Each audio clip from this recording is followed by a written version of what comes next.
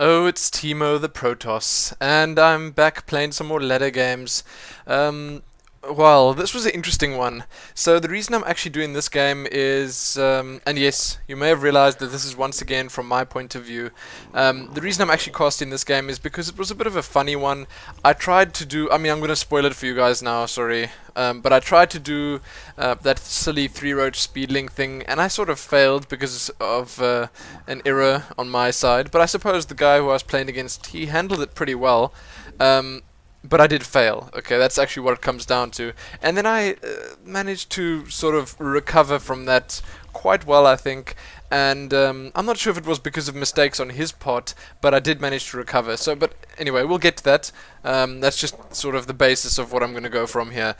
Last time we spoke a bit about how one controls your game, just, you know, the amount that some people spam, the selections that you make, the way you move your mouse, the way you select your units, and one of the things I wanted to actually just talk about in this game was the hotkey setup.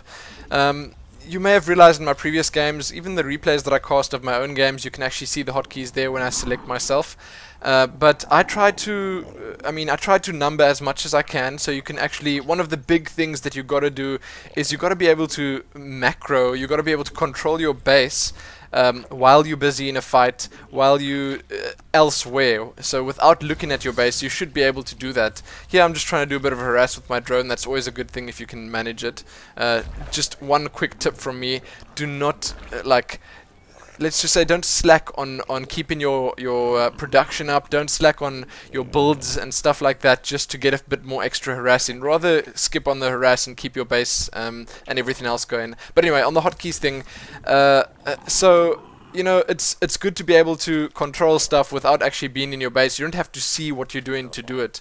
So yeah, I generally tend to I don't know, it's just a habit from Warcraft days. I think I put my hatchery or my main building with any race on number 5. And then I use my index finger on that. I mean, this could be different for everyone. I mean, a lot of people play totally differently than me, but I'm just letting you know how I do it. So, and then number 1 will usually just be my normal attack force, my main force. That'll just be Zerglings, if it's roaches, whatever, stuff like that. When I get to the more finicky units, things like hydralisks, mutalisks, maybe even infestors, it depends on what I've got in the specific games, I put them on 2, so you can control them separately, and maybe even banelings. It depends on what you want to do with them, and obviously what else you have out. So I also try to put my queens on 4, so that's 4 and 5 are the 2 that I'm going to be focusing on a lot, because you want to select 4. You can double tap it obviously to get to your queen, and then you'll get back to your hatchery and be able to lava inject quickly. And the same thing, you could just select 4 when you're busy in a fight and then click on your hatcheries in the minimap with your lava inject. So that works too, obviously. And I know a lot of people do it totally differently. With Zerg, you only need 1 key for your hatcheries. A lot of people actually put 5, 6, 7 as hatcheries, or 5, 6, 7 as queens. Like, it depends. People do it differently. So back to the game for now, actually. So you can see here what I think is, I think his drone actually, his probe actually saw my Roach Warren going down. I can't actually recall now, but you know, generally when you do this strat, it doesn't really matter. And there, if I could pause right now, I would, because that was where the mistake came in, and I was like, oh no, what have I done? I think I queued up like 4 or 5 roaches there instead of just the normal 3, and from then on I immediately thought to myself, okay, not good, definitely not good. And obviously then he got a good look at all this coming out, so he was definitely prepared for that. He probably right now just morphed in a ton of sentries, and he thought to himself, okay, I'll be able to hold this off, and I can't disagree with him. So I was actually going through with this. It was like a desperate cling at trying to get this working, because I gotta say, when something like that happens, it's not, I mean, it's not the end of the world on a map like this, but you gotta always just take a step back and rethink, is this gonna work? Am I still gonna be able to do this, or am I wasting my time? You know, things like that are quite important. And then when I saw those 3 sentries, I thought to myself, okay, no, definitely not, because that is gonna, I mean, that's a minute plus worth of force fields that he can throw down there. So the quickest thing I could think of now was, okay, I gotta contain him, because I wanna try get my own expansion up. Because obviously if I was playing a normal game here, I would have expanded quite quickly, maybe 15 or 16.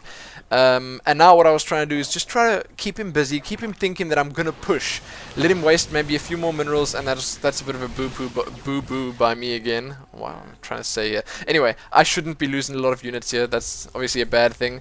But you know, I want to keep him contained, I want to keep him in his base, he shouldn't expand, and he should think that I'm keeping the pressure up, and he shouldn't think that I'm expanding. So, okay, I'm not saying this as well as I could have, but that was my initial idea here. I didn't expect him to push. I know he moved out a little bit now, but then I pushed back. I sort of made him think that I've got more than I actually do. And I just want my expansion to go up as quick as I can. And then my goal at this point was just to get a couple of drones out now. And that's me just smacking my keyboard because I'm making wild hand gestures here while I'm sitting alone, totally alone in the office. Don't judge me. Okay, so I want to get my expansion up. I want to get a couple of crawlers up there because I know he's going to have a slightly more sizable force than me in no time at all. So that was my idea now, and I'm getting a couple of drones down. It's always a good thing to it's called a Maynard transfer, just to transfer a couple of drones down to your expansion, so you can build drones at your main, build drones at your expansion without it getting fully saturated at either one. And I wasn't actually doing that enough here. That's another thing that I could have improved on. And then the reason I'm actually getting, you might wonder, why am I getting that's such a strange choice. Why is he getting the melee upgrade? Well, because what I generally do is I get those roaches out early for sort of like a safety net. And I did spot his observer there. You can see his observer just moving across my screen. He knows what's happening. So I assumed, after seeing that observer immediately, I assumed, okay, he's going to push now. So I immediately got what I could. I got one spore crawler there, 2 spine crawlers. I could have even done with more spine crawlers, definitely. But I expected him to push now because he saw what I had. And then the control, I think, was not the best here, but I think I did what I needed to do to be able to win this fight. And I was lucky enough to get those crawlers up in time. I nearly lost my queen.